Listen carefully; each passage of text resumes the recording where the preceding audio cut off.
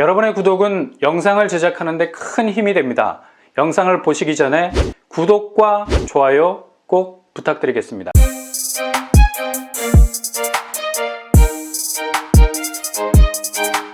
안녕하세요. 오빤뻔한 복덕방입니다. 송파구에 위치하고 있는 성동구치소 부지가 25일 지구단위 계획 결정 수정 가결안까지 통과가 됐습니다. 솔직히 성동구치소 부지 개발 너무 막연하게 들렸기 때문에 다소 신기루 같다는 느낌도 들었었죠. 근데 지구단위 계획, 그러니까 독수리 오영재가 지키는 그런 지구 말고요. 존을 말하죠. 존, 데인저 존 같은 그 지구를 어떻게 개발할 것인가에 대한 일종의 매뉴얼 같은 계획인데 이걸 지구단위 계획이라 부르죠.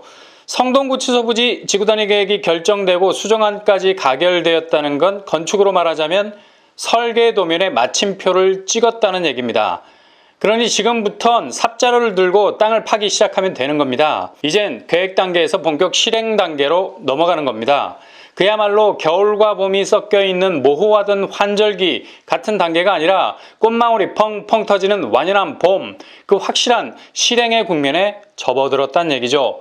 성동구치소 부지는 2017년 문정동 법조단지로 이전을 마친 상태, 개발 계획이 완료되기까지는 거의 3년이라는 시간이 흘렀습니다. 많은 청약자들이 이제나 저제나 성동구치소 부지에 들어설 아파트를 눈이 빠지게 기다리고 있었습니다. 왜냐? 입지가 거의 촌철 입지이기 때문입니다.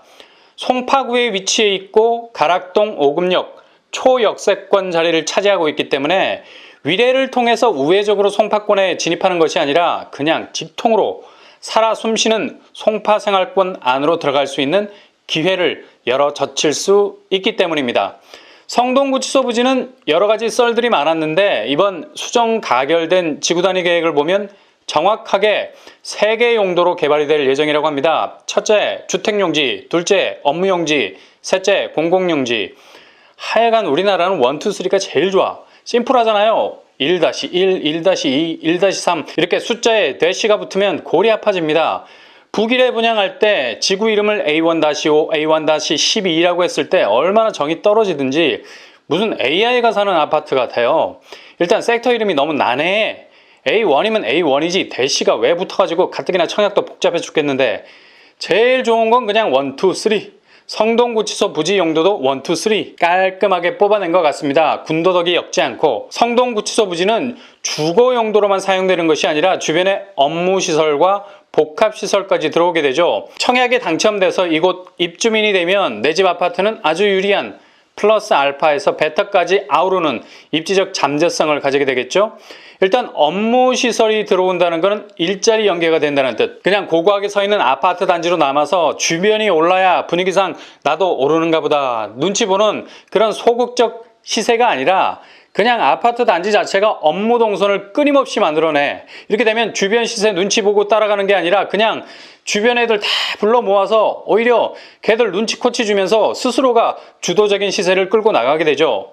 가뜩이나 송파라는 입지도 상당히 매력적인 위치인데 그냥 단순한 생활권으로 머물지 않고 비즈니스 생활권 안으로 편입이 되기 때문에 졸졸졸졸 흐르던 소심한 물줄기가 콸콸콸콸 쏟아지는 나이아가라 폭포 시세가 되는 겁니다.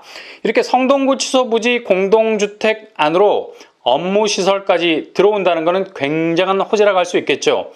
공공용지까지 조성이 된다고 하니까 그냥 알아서 주변으로 복합센터를 만들어 주네요. 구체적인 1, 2, 3 계획을 들여다보면 일단 주택용지는 공공분양이 아닌 민간분양입니다. 공공주택용지 92,787제곱미터에 해당하는 부지를 민간에 매각을 하게 되는데요. 이렇게 민간에 매각해서 나오는 아파트 세대수는 600가구입니다. 최고 28층 1개동을 계획하고 있습니다. 나홀로 아파트가 아닌 것은 조금 전에 말씀드린 것처럼 복합타운으로 개발할 예정이라 아파트 가치로서는 전혀 감가가 될 여지가 없다는 거죠. 서울시에서 추진하는 신규 택지지구이기 때문에 분양가는 분양가 상한제 적용을 받아서 시세 대비 반값 정도 저렴한 분양가로 나올 가능성이 높습니다. 주택용지에는 600가구 민간 아파트 외에도 신혼희망타운도 들어서게 되죠. 면적이 98,838제곱미터 정도 되고요. 최고 26층 2개동 700가구입니다. 신혼희망타운은 임대와 분양 물량을 반반 정도 비율로 나눠서 분양할 계획이라고 하네요. 신이타는 비교적 젊은 층에게 청약의 기회를 주기 위한 거죠. 신혼희망타운은 100% 임대가 아닌 분양 물량도 남겨둔 것이 다행스럽네요. 결혼한 지 7년 이내 자녀가 2명 이상 정도 된다면 반드시 도전하셔서 송파로 진입하실 수 있길 바랍니다. 이렇게 주거용지에는 민간 분양 600가구, 신혼희망타운 700가구, 토탈 1300가구의 아파트가 들어서게 된다는 것이 최종 확정안입니다. 주거용지 주변으로 들어서게 될 업무용지는 3626제곱미터 면적입니다. 13층 정도의 규모로 조성이 될 예정이고요. 복합 비즈니스와 창업 관련 회사들을 유치해서 미니 지식정보타운 같은 모습으로 조성될 계획이라고 합니다. 그냥 송파의 과천 지식정보타운이구만. 송파 쪽 아파트에 이런 업무 복합 시설이 거의 없다고 해도 과언이 아니죠. 근데 어떤 종류의 산업이 들어올진 모르겠으나 송파 쪽에 제조업 관련 산업이 들어오겠어요? 네버. IT 기반 업체들이 들어올 가능성도 높겠죠. 일단 강남과의 접근성을 생각한다면 지식 기반 업체들이 치열한 경쟁을 뚫고 업무 복합 시설로 진입할 가능성이 높습니다. 송파에 판교가 되려나? 아무튼 주거 시설과 업무 시설을 도킹시켜 놓은 것 자체가 부동산 입지로선 일자리 연계성으로 보자면 더할 나위 없는 노른자 포지션.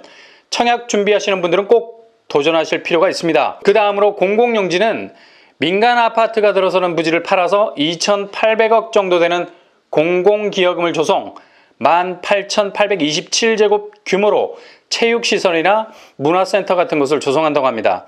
이렇게 성동구치소 부지가 1, 2, 3 알뜰살뜰하게 조성이 됩니다. 그렇다면 이곳의 대략적 입지 어떨까요? 성동구치소 부지는 더블 역세권역의 위치, 역세권도 그냥 역세권이 아닙니다. 그냥 위치만 딱 봐도 쓰러질 수 있는 촌철 역세권. 5급역이 도보로 딱 2분, 이건 역세권이라고 부르면 안 돼. 새로운 입지용으로 만들어야 돼요. 집세권.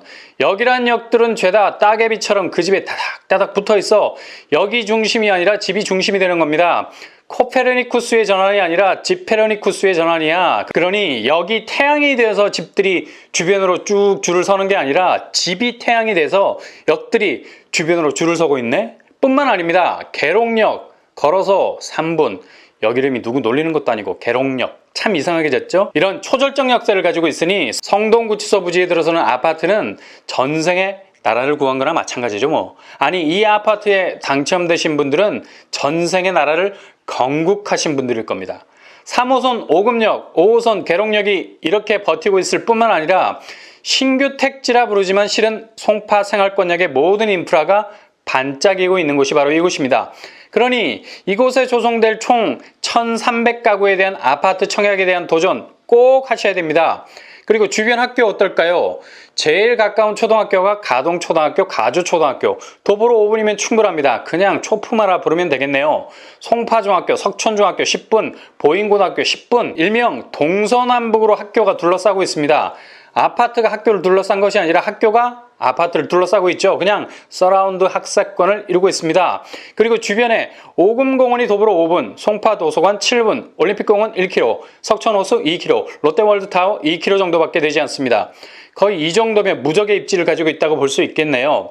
이런 입지를 가진 성동구치소 부지는 상반기에 철거를 하고 하반기에 착공에 들어갈 계획을 가지고 있으니 분양도 얼마 남지 않은 걸로 보이죠. 신혼희망타운 700세대 분양을 시작하고 이후 민간에 매각된 부지도 600세대 일반 분양으로 나올 예정입니다. 민간 아파트 시공을 맡으려는 건설사들의 치열한 경쟁도 불을 보듯 뻔하죠.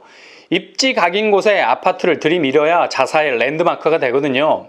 이렇게 가만히 기다리고 있다 보면 쏠쏠한 분양 물량이 나오는 곳이 많이 있습니다. 그러니 너무 급한 마음 갖지 마시고 천천히 움직이셔도 내 집 마련하는데 하등의 핸디캡이 없다는 걸 기억하시기 바랍니다. 버킷리스트라고 하잖아요. 살면서 꼭 해보고 싶은 일들 나열해 놓는 메모. 청약도 마찬가지입니다. 꼭 내가 도전해서 당첨되고 싶은 곳들 청약 버킷리스트로 만들어서 가지고 계셔야 됩니다. 그렇게 목표를 단순화해서 간절한 마음을 담아 도전하신다면 양자물리학도 증명하는 것처럼 모든 물리적 인과관계는 의지를 가진 사람에게 사건이라는 톱니바퀴를 굴려서 그가 원하는 결과를 만들어냅니다. 솔직히 청약은 운, 그러니까 럭키 없이는 불가능한 도전입니다. 그만큼 행운이 따라줘야 하는데 늘 반쯤 찢겨지고 구겨진 자신의 위시리스트만 들고 청약 도전을 한들 그렇게 부정적인 스탠스에서 나오는 결과는 좋지 못할 때가 많죠. 힘들어도 뻔뻔하게 웃을 수 있는 억지로 입꼬리를 위로 올려서라도 나의 간절함을 좋은 마음속에 담으려 할 때 당첨이 가까이 올 수 있습니다. 아무튼 파이팅입니다.